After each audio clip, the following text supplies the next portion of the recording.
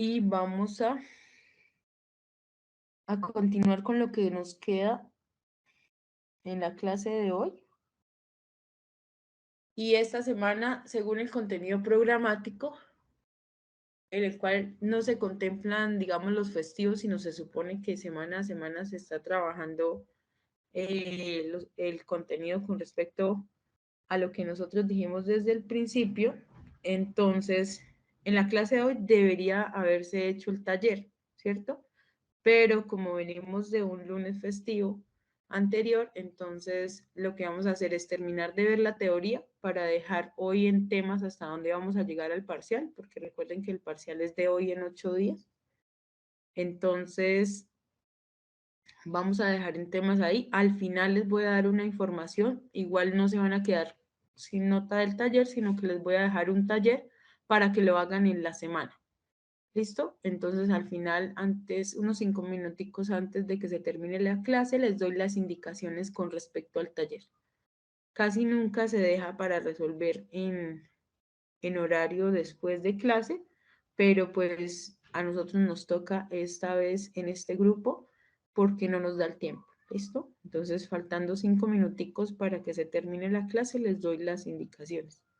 No sé si alguien tiene alguna pregunta o puedo iniciar ya con mi clase preparada para el día de hoy. Al final, cuando vuelva a entrar a Teams, les habilito para que puedan ver la respuesta correcta. Para los que de pronto quedaron con la duda, con alguna pregunta, para que les aparezca la respuesta correcta. ¿Listo?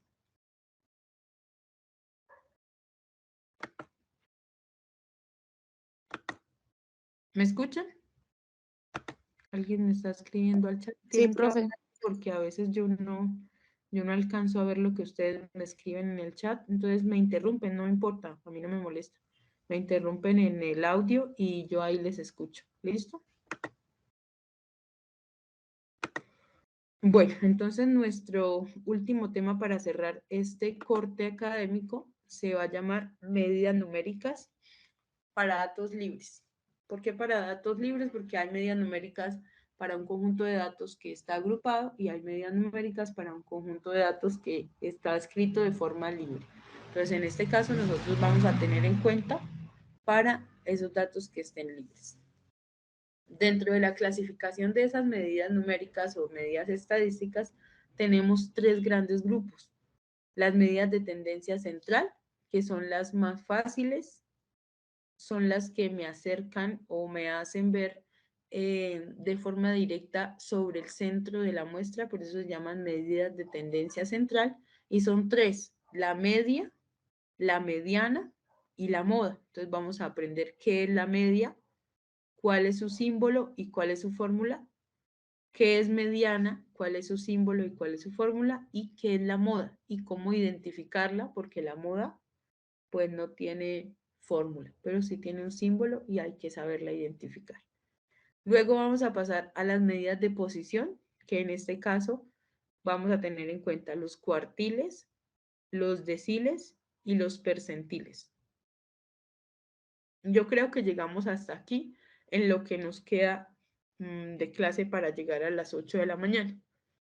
Las medidas de dispersión, así como está en el contenido programático, los veremos después de que apliquemos nuestro parcial. O sea, medidas de dispersión será nuestro primer tema del segundo corte. ¿Listo?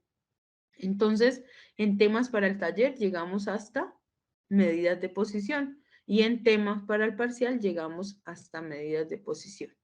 ¿Listo? Entonces vamos a mirar de qué se trata. Las medidas de tendencia central son las que me acercan o me dan alguna información sobre el centro de mi muestra, sobre los valores que están más ajustados al centro de mi muestra. Entonces, ¿qué vamos a tener aquí? Valores. ¿Y qué tipo de valores? Valores de una variable cuantitativa, en la mayoría de los casos. Entonces, esos valores de una variable cuantitativa, recuerden que son números. Y por el hecho de ser números, entonces les puedo establecer un orden que puede ser ascendente, un orden que puede ser descendente, ¿cierto? Entonces, cuando ya tenga esos datos ordenados y sepa qué variable voy a trabajar y en base a qué le voy a calcular la media, la mediana y la moda, entonces voy a poder lograr estas medidas de tendencia central. ¿Qué será la media? Entonces, para nosotros vamos a entender la media o promedio de los datos, donde yo puedo hacer la suma de todos los datos, donde aparezca cada una de las medidas o cada uno de los datos que me genera un valor sobre la muestra, sumarlos y dividirlos entre la cantidad de datos presentes.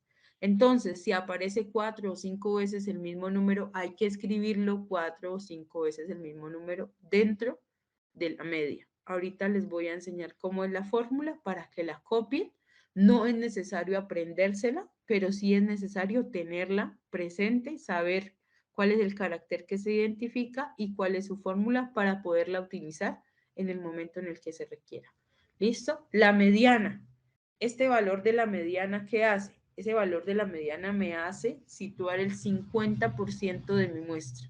Si yo calculo ese valor de la mediana, es como si estuviera calculando exactamente el centro de la muestra. Con ese valor de ahí para abajo, el 50% de los datos cumplen con una especificación y de ahí para arriba, el otro 50% de los datos cumplen con otra especificación. La mediana se da de dos maneras, dependiendo si su muestra es par o si su muestra es impar. ¿Cómo yo sé si una muestra es par o es impar? Como la muestra tiene un tamaño, ¿cierto? ¿Y cuál es el tamaño de la muestra? Es el número de elementos que contamos nosotros para hacer nuestro estudio. Entonces yo puedo saber de forma fácil cuándo se trata de una muestra par y cuándo se trata de una muestra impar. Y decido cuál de las dos fórmulas utilizar. No puedo utilizar las dos, debe ser una sola porque no puedo encontrar una muestra que sea par e impar a la vez. ¿Listo? Les pregunto, ¿ustedes recuerdan en matemáticas qué significa que un número sea par?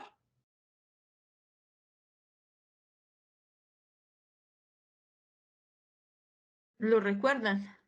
¿O alguien tiene alguna pregunta o no se acuerdan y entonces Que yo se les pueda vuelvo a dividir, recordar o todo está claro? que se pueda dividir en dos o en cuatro.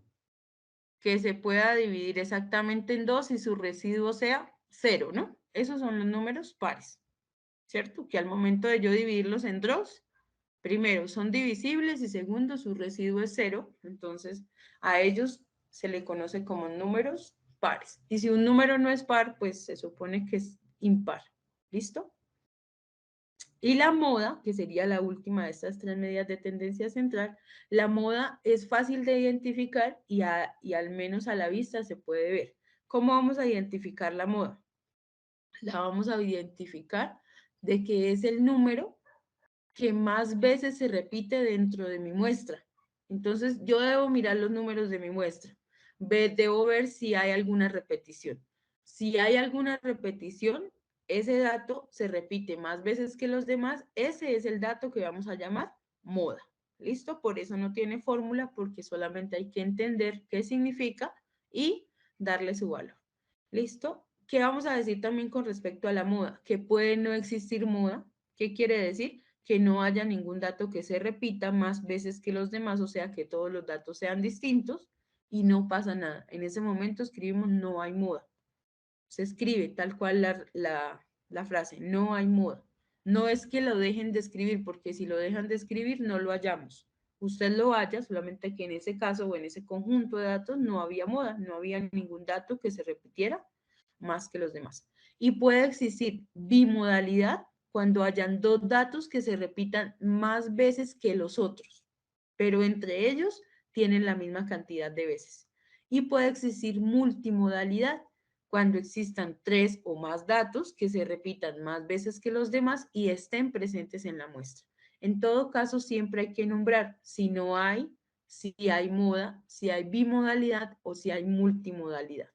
¿Listo? Entonces, esa es la teoría. Vamos a mirar aquí la fórmula.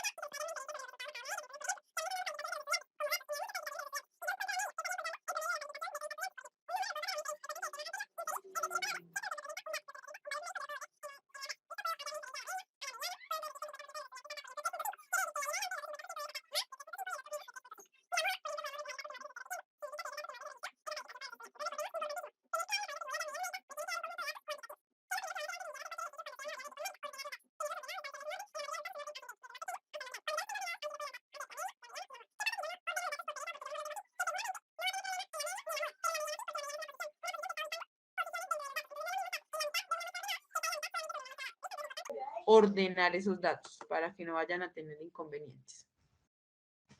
Listo, vamos a pasar ahora a las medidas de posición. Acá en la diapositiva aparecen 4 porque están descritas así, pero a mí me interesan 3 de estas. ¿Listo? Vamos a ver los cuartiles, los deciles y los percentiles. Los cuartiles, los deciles y los percentiles. Como es una posición, lo que va a hacer esta medida o cada una de estas medidas es ubicarle una posición dentro de los datos de su muestra. Entonces, ¿qué pasa con los cuartiles? Los cuartiles son 4. ¿Listo? Si usted tiene 100% de los datos y lo dividimos entre 4, ¿cuánto valdría cada cuartil, perdón? En porcentaje. Si todo vale 100 y lo voy a dividir entre 4, ¿cuánto equivale cada cuartil en porcentaje? El 25%, profe. Exacto. El 25%. Quiere decir que cuando yo halle el cuartil 1, lo que estoy haciendo es hallando el 25% de la muestra. Cuando halle el cuartil 2, estaría hallando el 50% de la muestra. Cuando halle el cuartil 3, estaría hallando el 75% de la muestra. Y cuando haya el último cuartil, pues estaría sobre toda la muestra. Entonces, de los 4, me interesan los 3 primeros porque el último es todo. Y yo ya tenía todo desde el principio. Entonces, son 4, pero hallamos 3. ¿Listo? Cuartil 1, cuartil 2, cuartil 3. Cada uno el 25%. ¿Listo? Esta fórmula que está aquí, ahorita la vemos cuál es la que vamos a utilizar nosotros porque esa se utiliza para una población. Como nosotros siempre utilizamos son muestras o valores pequeñitos de muestras, ya les digo cómo nos va a quedar la fórmula para que no tengamos inconvenientes. ¿Listo? Ahora los deciles. ¿Qué hacen estos deciles? Los deciles lo que hacen es partir o repartir su muestra en 10 partes iguales. O sea que cuánto vale en porcentajes cada una de estas partes de decil. Si tengo 100, que es todo, y lo voy a dividir en pedacitos de 10, ¿a cuánto equivale en porcentaje cada decil?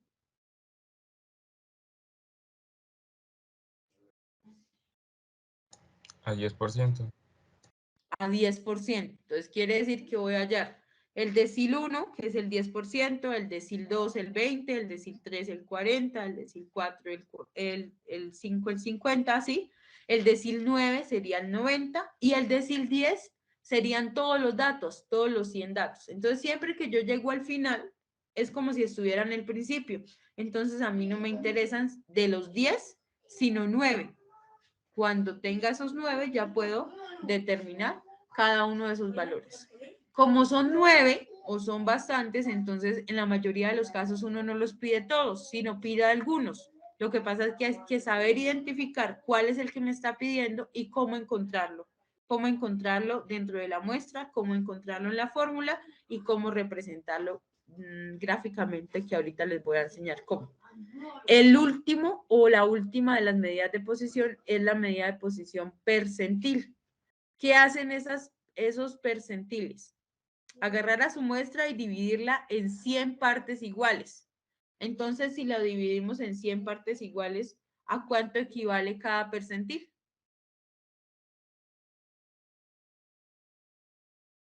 Al 1%, profe.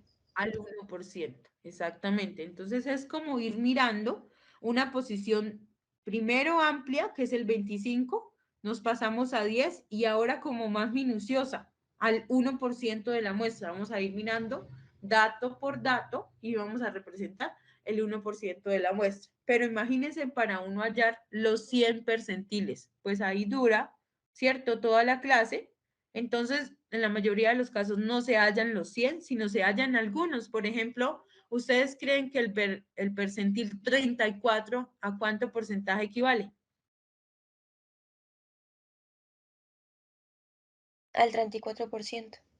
Exactamente, al 34% de la muestra.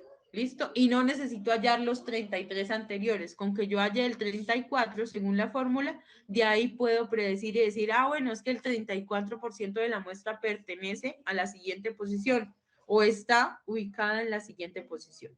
¿Listo? Entonces, medidas de posición vamos a tomar 3. Cuartiles, dividen a la muestra en 4 partes iguales, cada una vale 25. Deciles, dividen a la muestra en 10 partes iguales, cada una vale el 10%. Percentiles, dividen a la muestra en 100 partes iguales, cada una vale el 100%. Para el parcial o para un quiz o para el taller, los cuartiles los necesito los 3. ¿Listo? Los 3 que identificamos, cuartil 1, 2 y 3. Deciles, solamente 3. Yo en la mayoría de los casos les digo cuáles y si no les digo cuáles, los que ustedes quieran. De todos los 10, solamente 3. Y de los percentiles también, solamente 3 como para identificarlos. ¿Listo? Entonces vamos a mirar por aquí nuestras fórmulas.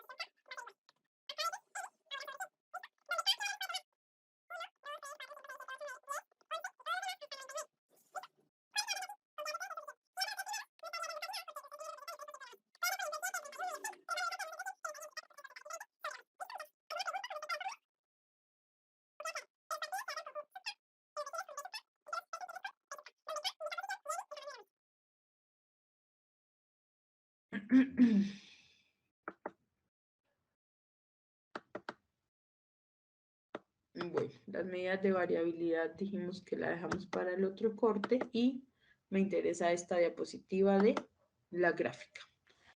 ¿Qué gráfica me va a representar a mí estas medidas de posición? Entonces, con ayuda de los cuartiles vamos a utilizar estos valores para poder identificar un diagrama que se llama diagrama de caja y bigotes.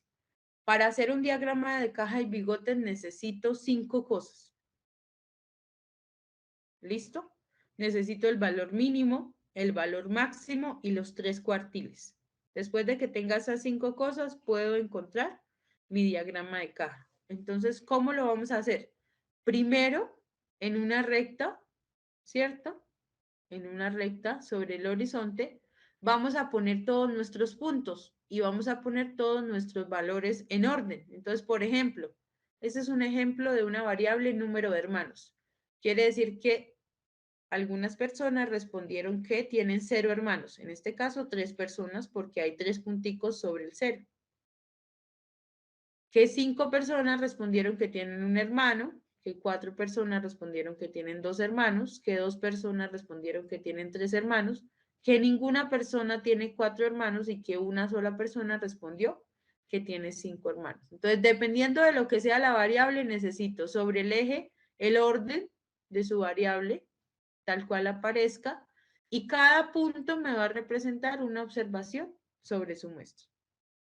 En ese orden identifica el punto más pequeño, que en este caso sería el 0, el punto más grande, que en este caso sería el 5, y con ayuda de las fórmulas identifica el 25% de los datos, el 50 y el 75. Cuando ya tenga esos puntos, esos 5 puntos identificados, entonces le va a quedar un diagrama de esta manera. El mínimo lo vamos a señalar con un puntico y el máximo también con otro punto.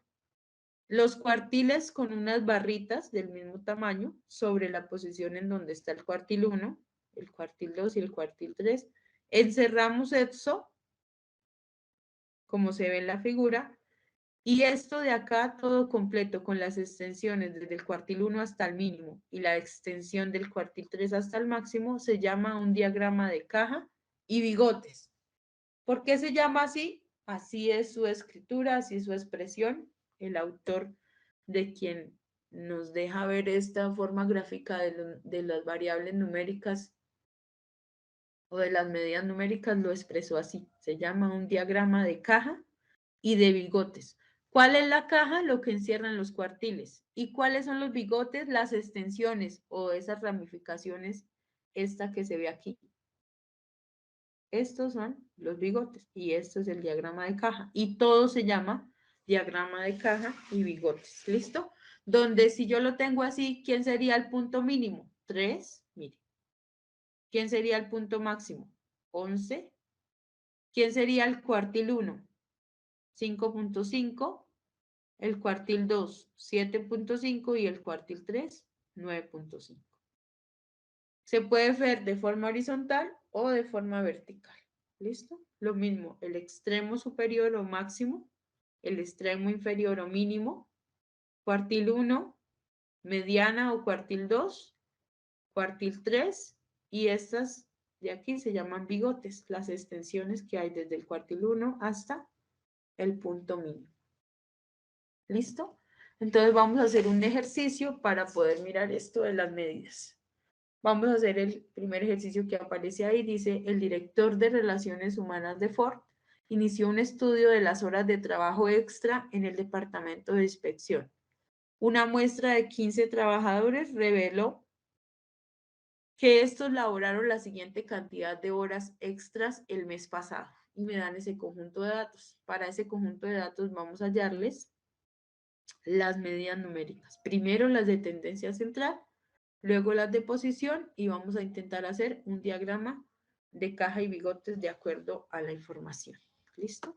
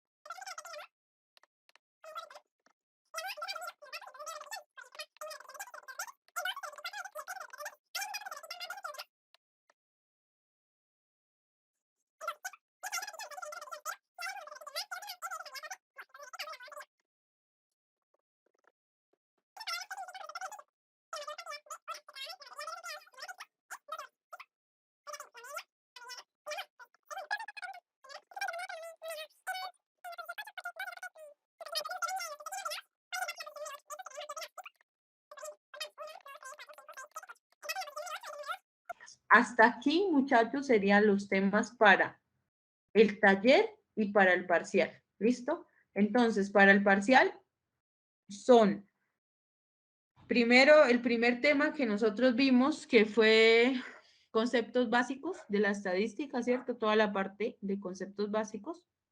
Segundo tema, distribución cualitativa. Tercer tema, distribución cuantitativa. Y cuarto tema, medidas numéricas. Con esos 4 nos vamos para el parcial. El taller, que debería haber sido hoy en las 2 horas de clase, pero teníamos que sacar el quiz, ¿cierto? Porque esa nota la necesitábamos y necesitan tener el taller. Entonces, el taller les voy a dar hasta el día miércoles para que lo adjunten. Se van a hacer en grupos de a 5 estudiantes máximo. O sea, máximo. Si usted quiere trabajar solo, pues trabaje solo. En parejas, de a 3, de a 4. Yo admito hasta 5 personas en el taller. ¿Qué van a hacer en ese taller? Primero, van a tomar 5 variables cualitativas, las que ustedes quieran, entonces buscan un conjunto de variables cualitativas y le hacen toda la distribución. Buscan 5 variables cuantitativas y le hacen toda la distribución. Entonces buscan del libro 5 ejercicios cuantitativos y hacen toda la distribución. Recuerden que contiene toda la distribución, ficha, tabla, gráfica e inferencias. Y van a agarrar 5 ejercicios de variables numéricas y le van a hacer las medidas de tendencia central, las medidas de posición y el diagrama de caja. ¿Listo? Ese va a ser el taller que ustedes van a hacer para entregármelo cuando. Tienen plazo hasta el miércoles a la medianoche de esta semana. ¿Listo? Debería haber sido hoy el taller de 6 a 8 de la mañana, pero ya sabemos por todo lo que pasamos con esos lunes festivos, entonces se los dejo para el día, va a estar habilitado en Teams hasta el día miércoles a las 12 de la noche. ¿Listo? ¿Qué va a tener ese taller? Primero, Distribución para datos cualitativos. 5 ejercicios. ¿Cuáles? Los que usted quiera, incluso de los que hemos visto en clase. No pasa nada. Yo lo que necesito es que practique. Segundo, distribución para datos cuantitativos.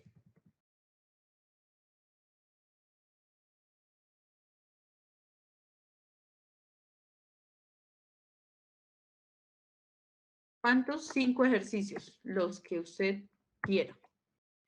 Y medidas numéricas. 5 ejercicios. Como son 5 personas, pues entonces cada una hace uno. Y con eso yo garantizo de que todos estudiaron. No importa que estén en grupo o que estén solos. Pero si usted se hace solo, le toca hacer 15 ejercicios. Pero si usted se hace en grupo, seguramente le va a tocar hacer uno de cada uno de esos 5. Pero no importa si se quiere hacer solo, si se quiere hacer en pareja, de a 3, de a 4. Yo admito hasta 5 personas en el mismo taller. ¿Listo? ¿Alguna pregunta?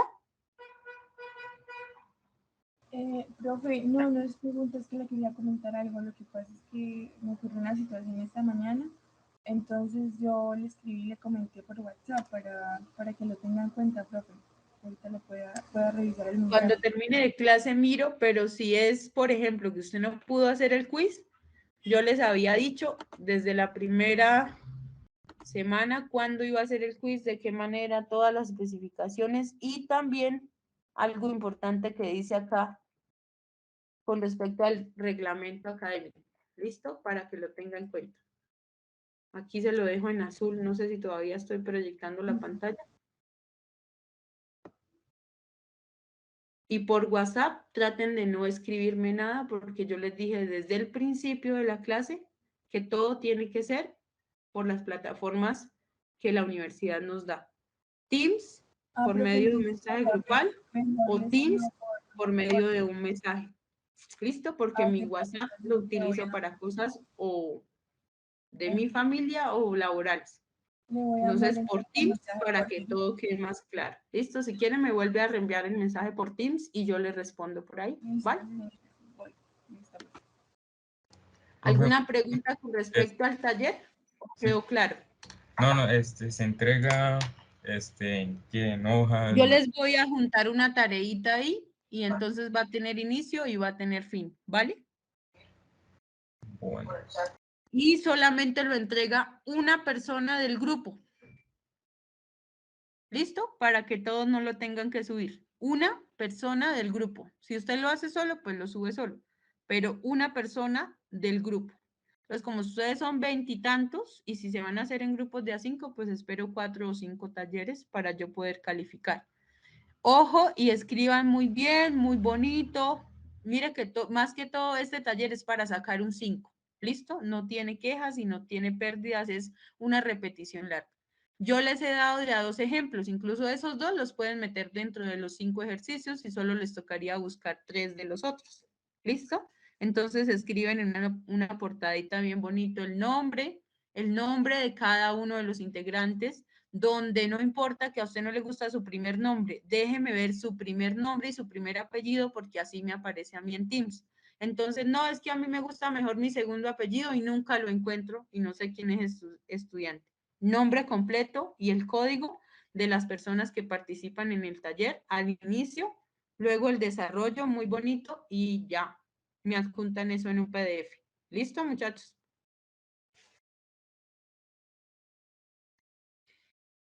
El trabajo es para que lo hagan en equipo, se compartan entre ustedes la información y es como un preparcial.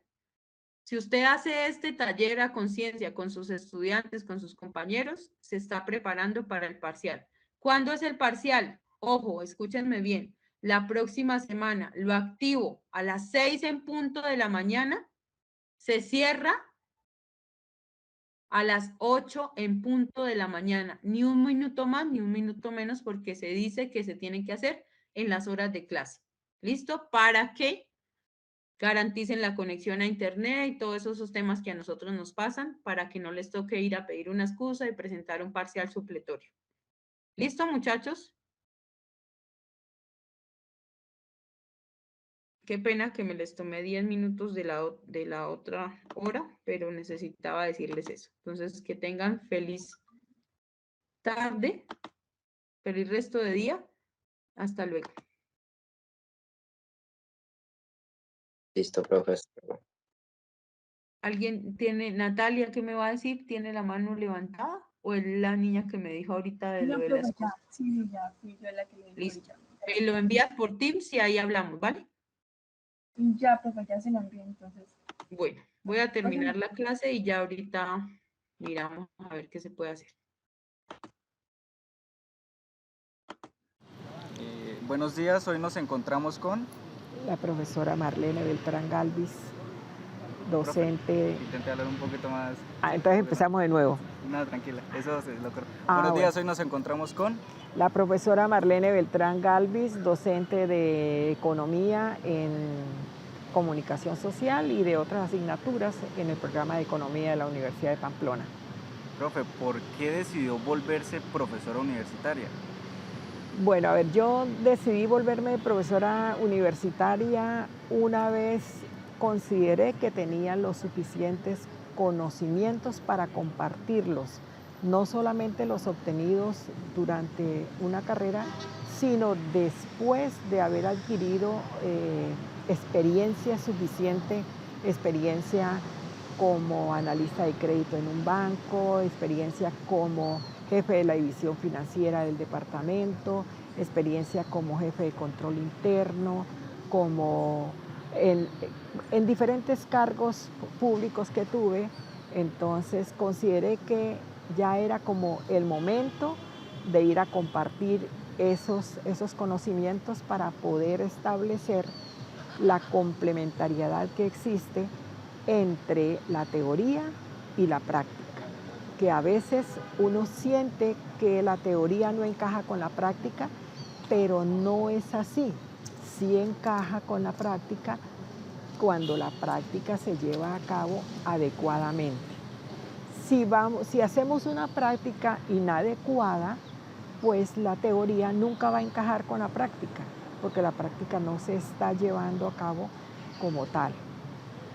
Entonces ahí tomé la decisión, estoy preparada para enseñar, para compartir conocimientos y en esa medida pues aportar también a la juventud.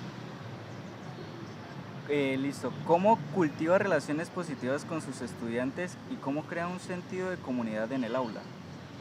Bueno, yo pienso que yo hago amistad con respeto dentro del aula con los estudiantes, primero demostrándoles que tengo autoridad académica porque conozco de los temas. Cualquier tema en que el estudiante se interese, yo le doy solución a ese interrogante. De esa manera ellos van entrando en confianza conmigo, confianza académica, y posteriormente se atreven a hacerme sugerencias, a hacerme peticiones dentro del aula, porque en esa misma medida yo voy flexibilizando con ellos cuando veo el interés de ellos como estudiantes. Soy un poco drástica con aquellos que no muestran ningún tipo de interés, entonces se les llama, se les dice, se les pide que mejoren en su interés, pero al mismo tiempo se les exige un poco más que al resto porque se ve que no tienen esa motivación. Listo, a partir de lo que acaba de decir, ¿cómo utiliza los datos para diferenciar, enseñar y apoyar a los estudiantes identificados con dificultades de aprendizaje específico para que todos los estudiantes del mismo modo puedan aprender? Bueno, manejar datos es muy difícil. La observación en el aula nos lleva ya a identificar es actitudes en los estudiantes. Esas actitudes de los estudiantes pues nos van a decir, este estudiante tiene interés, este estudiante tiene facilidades o este estudiante tiene interés porque no tiene las suficientes facilidades. Entonces, en esa medida uno aplica metodologías diferentes, aplica la metodología de los talleres y se da cuenta que en el taller, en el desarrollo del taller, en el aula, hay unos que aportan, otros que no aportan nada, hay unos que preguntan, otros que no preguntan nada, sino se dejan llevar por los compañeros. Entonces, cuando veo que el taller es como un facilismo para algunos, ¿sí? Aunque sea un buen ejercicio para otros, cambio y utilizo de pronto las exposiciones. En las exposiciones es exactamente lo mismo, se produce exactamente lo mismo. La apatía de los que en los talleres no aportan es la misma apatía en las exposiciones. Le cambio entonces, trato de darle fuerza a la participación en clase. La apatía de los que se muestran desinteresados totalmente sigue siendo la misma y siguen siendo los mismos estudiantes. Entonces, ahí ya uno identifica en el curso, son caras, ¿sí? Caras, va conociendo a los estudiantes, sabe, este es piloso, este es apático, este es totalmente desinteresado. Entonces, pues uno trata de combinar las metodologías para no cerrarle la puerta a ninguno. A lo largo de su carrera, de su experiencia, ¿qué le han pedido cambiar los estudiantes en las metodologías de enseñanza que suele desarrollar? A ver, el estudiante es muy dado a pedir exposiciones, porque pareciera que ellos vieran que la exposición es una forma fácil de obtener una nota. A mí también me gustan las exposiciones, cuando me piden las exposiciones, porque yo veo es que si hacen una exposición bien hecha fue porque investigaron. Entonces la exposición es vista desde diferentes perspectivas, la de ellos y la mía, es buena no porque les vaya a dar una nota, sino porque les va a dejar un conocimiento. Aunque ellos la vean como que es buena porque les va a dejar una nota, pero en sí diría que gano yo, porque yo sé que les va a dejar un conocimiento. Que es su objetivo. Sí, que es mi objetivo. Los talleres, ellos piden mucho los talleres, ¿sí? Profe, talleres, pero vuelvo y digo, los talleres son positivos para unos, pero no para otros. Siendo que el objetivo es obtener conocimiento, ellos buscan con el taller es obtener una nota.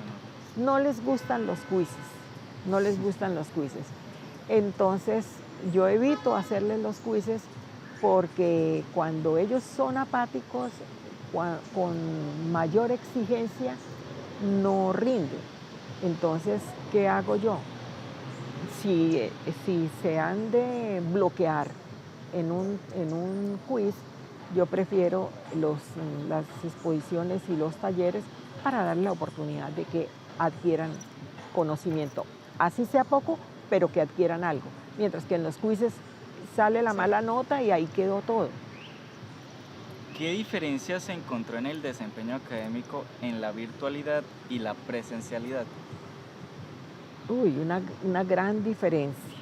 Una diferencia inmensa, y a mí me parece que la virtualidad no está hecha para jóvenes que no tengan esa conciencia y esa responsabilidad de que tienen que dar más ellos. Ellos aún en presencialidad piden que los exámenes se les hagan virtuales. ¿Por qué? Porque se mal acostumbraron. a no estudiar, sino que en el Buscar en tiempo que les internet. daba, buscaban en internet y contestaban lo que se les presentaba, muchas veces sin tener relación con la pregunta. La respuesta no tenía ninguna Sí, respondían lo primero relación que encontraban con la en internet. pregunta. Y entonces estos estudiantes quedaron mal acostumbrados. El nivel académico siento que bajó, que disminuyó. El interés también completamente, porque aparentemente estaban conectados, pero cuando se les pedía que abrieran la cámara para que respondieran, nadie aparecía en la Es cierto. pantalla, así que quería decir que no estaban en clase. Estaba el Conectado, celular pero- conectado, pero no había ninguna persona ahí. ¿Y usted de pronto qué podía percibir de los alumnos en la virtualidad? O sea, en actitudes, de pronto tenía esperanza, fe, o de ellos percibía que se encontraban tristes o alguna emoción que pudiese encontrar en ellos que percibieran con esas acciones. Yo percibía aburrimiento en los estudiantes. Ellos, el contacto con los demás estudiantes como que los estimula y los hace activa. por lo menos a hablar y compartir. Aquí pues cada quien estaba en su casa, no había ese contacto con los demás compañeros, entonces se aburrían y se iban, se salían de la sala o quedaban en la sala conectados, pero ellos no estaban. Entonces el aburrimiento y la apatía se apoderó más del estudiantado. ¿La institución educativa superior en la que labora presentó algún plan de gestión a los docentes para que acompañaran al estudiante y lo motivaran a evolucionar en la virtualidad? Sí, claro. En los talleres de desarrollo profesoral nos hablaban mucho, nos daban consejos acerca del manejo que se les podía dar a los estudiantes, que se les debía dar a los estudiantes, porque la virtualidad también generó angustias, ansiedad en los estudiantes, apatía, y eso pues había que manejarlo de una manera pues profesional. Y aunque todos no tenemos esa capacitación profesional para que puede tener un psicólogo o un acompañante psicológico en los estudiantes, pues nos daban a nosotros las orientaciones para poder manejar esas situaciones que se percibían. Pero pues no es lo mismo estar uno frente al estudiante físicamente que a través de una conexión, de una línea por internet. Entonces, pero la universidad sí se preocupó por eso. ¿Siente usted que ha prosperado este proyecto, este objetivo que ha tenido? ¿Siente usted, se siente realizada con lo que ha hecho a la hora de enseñarle a los estudiantes con todas estas experiencias? ¿O tiene de pronto un trago amargo en relación con esto?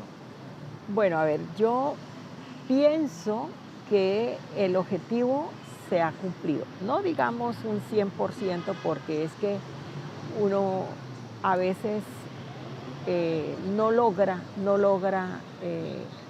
que los estudiantes se interesen 100%, pero en ocasiones he tenido la dicha de encontrarme con estudiantes y oír que, profe, lo que usted me enseñó me sirvió, profe, he aplicado esto, profe, yo estoy trabajando, quisiera que usted me asesorara.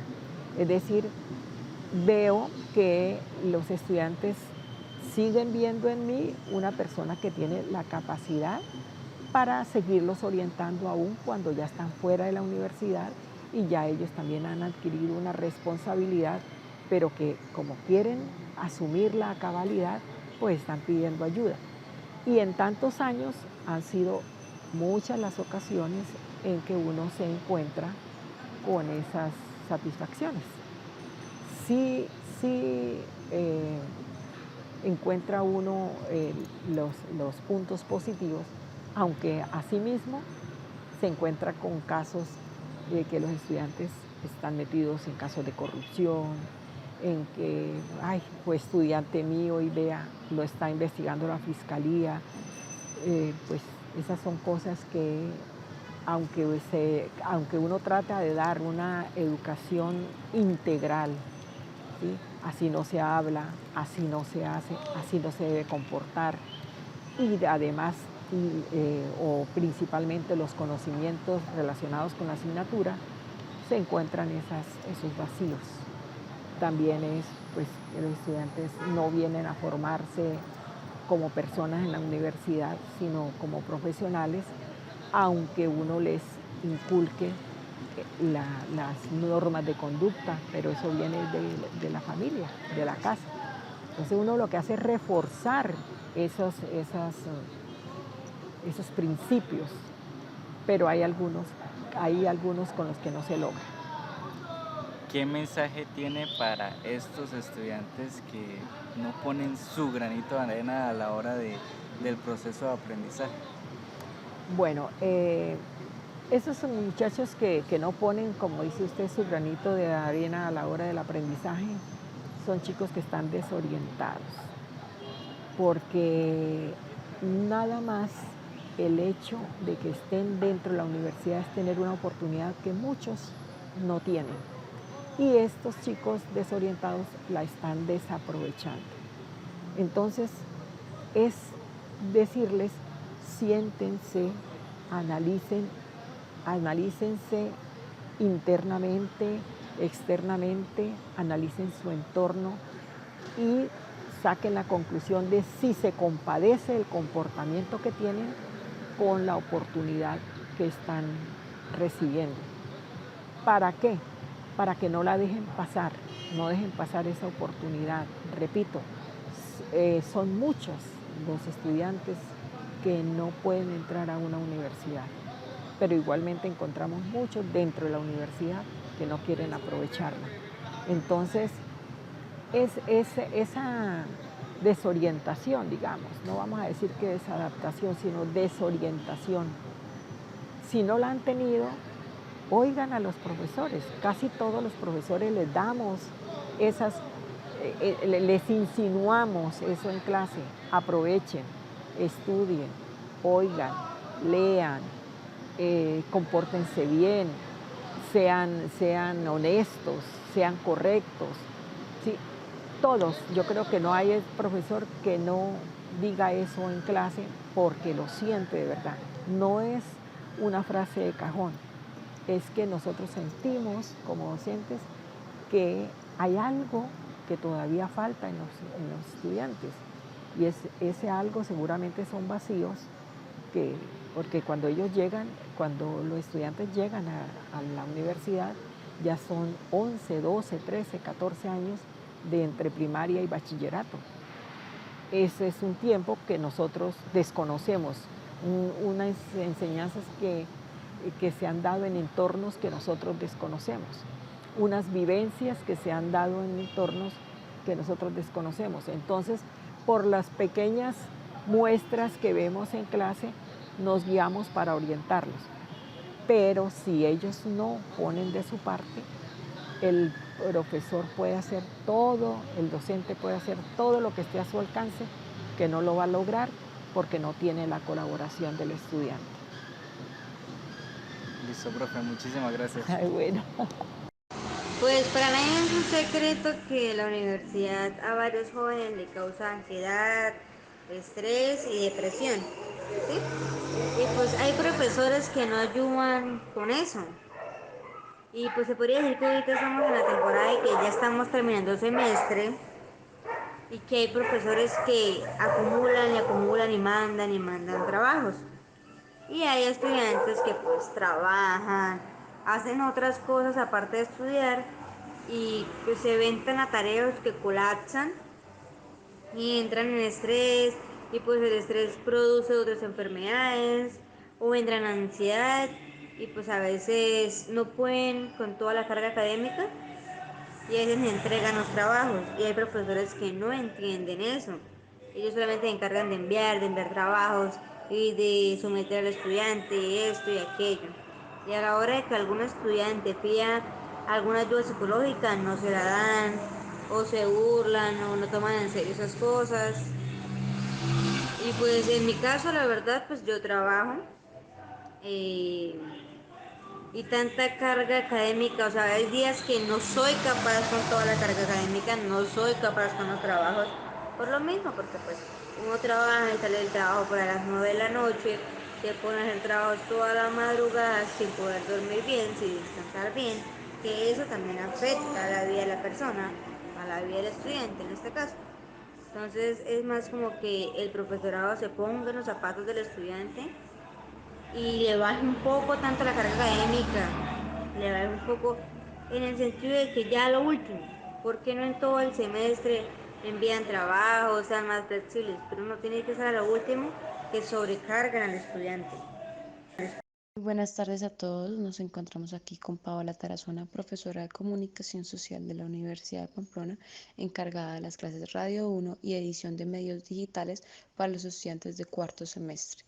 En esta entrevista analizaremos la pérdida de memoria producida por la ansiedad y depresión innecesaria a partir de los métodos de aprendizaje impuestos por los docentes. Paola, cuéntanos, ¿por qué decidiste volverte profesora universitaria? Pues decidí volverme profesora universitaria porque se presentó la oportunidad y pues realmente siento que es una experiencia nueva, que suma mucho a mi pues desempeño profesional. Además pues vengo de una familia, todos son profesores, mis tíos, mis tías, entonces siento que me persiguió como el legado y pues hasta el momento me ha parecido una experiencia muy enriquecedora, muy bonita. Entiendo, Paola. Y entonces, ¿cómo cultivas las relaciones positivas con tus estudiantes y cómo creas un sentido de comunidad en la hora de las clases? Bueno, las relaciones positivas con los estudiantes, yo siempre digo que hay que tener un poco de empatía, que a la gente le hace falta mucha empatía. Yo creo que ustedes me han escuchado durante las clases hablando de eso porque siento que las relaciones positivas se dan cuando empezamos a comprender al otro, las diferentes situaciones que pueden llegar a vivir. Es un momento donde muchas personas no la están pasando fácil y pues a veces nos olvidamos de ese sentido de la humanidad y es como lo principal que creo yo es el motor de una sana convivencia, que empezamos a entender cómo está viviendo el otro, que nos preguntemos, pues muchas veces opinamos desde el privilegio, pero no nos damos cuenta que hay muchas realidades dentro de un aula de clase. Entonces, para mí una relación positiva es la relación que aprende a escuchar y a entender la realidad del otro. ¿Cómo utilizas los datos para diferenciar, enseñar y apoyar a los estudiantes identificados con dificultades de aprendizajes específicos para que todos los estudiantes puedan aprender? Pues el tema del enfoque diferencial es como algo fundamental también porque como lo digo, conociendo, tratando de acercarse, yo manejo mucho el tema de la comunicación porque pues realmente cuando uno se comunica y escucha a los estudiantes pues comprende las diferentes realidades. Entonces hay personas que de pronto tienen habilidades para un área pero no tantas para la otra. Entonces, por ejemplo, en mi área, que es lo digital o el tema de software, muchas veces no todos tienen como la velocidad de aprendizaje la misma. Y pues es como identificar, tener paciencia, mirar las debilidades y tratar de apoyarlos para que todos aprendan. Y pues es como nivelar el ritmo de todos para que le demos espacio a los que no saben y puedan alcanzar también a estar como todos al mismo nivel y satisfechos. Pau, ¿y los estudiantes en algún momento te han pedido cambiar algunas metodologías de enseñanzas que normalmente sueles desarrollar?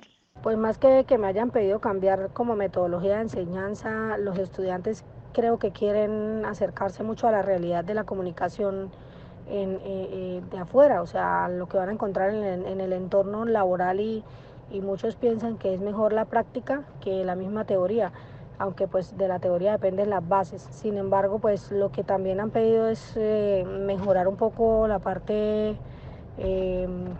como de infraestructura, la parte física para contar con los medios pues que facilite mucho más el aprendizaje. ¿Qué diferencias encontraste en el desempeño académico en virtualidad y presencialidad? Pues la verdad no estuve durante la virtualidad, así que pues no conozco muy bien, digamos, las dos metodologías, pero como mamá sí sé que pues mi hijo fue estudiante durante la pandemia y es como difícil, ¿no? El tema de lograr esa conexión, esa comunicación, porque muchas veces se pierde esa concentración, esa atención, cuando no está el contacto directo con las personas, esa comunicación cara a cara permite mucho más afianzar los lazos tanto con el docente como con los demás compañeros, porque no es lo mismo cuando usted escribe un mensaje en un teclado y a través de una pantalla a cuando usted le sonríe a una compañera, a una estudiante, o pueden percibir que un mensaje que usted escribió normal alguien lo puede sentir de otra forma. Entonces pues siento que cambia mucho ese contacto entre la virtualidad y la realidad. ¿Qué mensaje tienes para aquellos estudiantes que no ponen su granito de arena para poder lograr un ambiente ideal en el aula de clases? Para los estudiantes que no ponen su granito de arena para poder lograr un ambiente ideal en el aula, pues no, lo que les decía hace unos minutos sí es como aprender del otro, entendernos, y cada quien, siempre les he dicho, no hay que mirar para los lados, ¿no? Estamos en una sociedad de competitividad y realmente pues lo que puede llegar a ocurrir entre espacios de trabajo o también de estudio es que siempre nos fijamos más en lo que hace el otro que en mejorarnos a nosotros mismos, y es como el consejo que siempre doy. Siempre autoevalúense, mejoren sus propias capacidades y que la competencia sean ustedes mismos, y eso mejora también el ambiente en una clase, porque si yo no compito sino conmigo mismo, pues no voy a tener como esos choques con los estudiantes que a veces con los mismos egos pues pueden llegar a tener inconvenientes o diferencias. ¿Consideras, Pau, que durante la pandemia se debieron hacer cambios a las metodologías impartidas en el momento? ¿O te parece que todo estuvo de acuerdo y muy bien aplicadas? Claro, durante la pandemia pues las metodologías tuvieron que haber cambiado, y pues obviamente todo es como la adaptabilidad, ¿no? Al momento, y pues obviamente había muchas cosas que impedían desarrollar la metodología tradicional. Eh, sí, obviamente habían que apropiarse de nuevas herramientas y hacer esos cambios, y pues considero que se hicieron, ¿no? Según lo que me han relatado, pues sí hubo cambios importantes que permitieron acercarse mucho más a las tecnologías. Anteriormente todas estas reuniones ya se nos hace muy práctico conectarnos por Meet, por Teams, por las diferentes plataformas, ¿no? Cosa que antes pues era como un poco desconocido para muchos, o pues quizás en los entornos laborales ya profesionales sí nos reuníamos, pero no creo que los estudiantes entre todos, en lugar de ir a la casa de Pepito Pérez, pues se reunieran por Teams, que yo creo que ya esto ocurre. Entonces pues sí, estos cambios en las metodologías pues yo creo que no se deberían, se dieron. Listo, Paola, muchas gracias por tu participación y pues eso fue todo por hoy.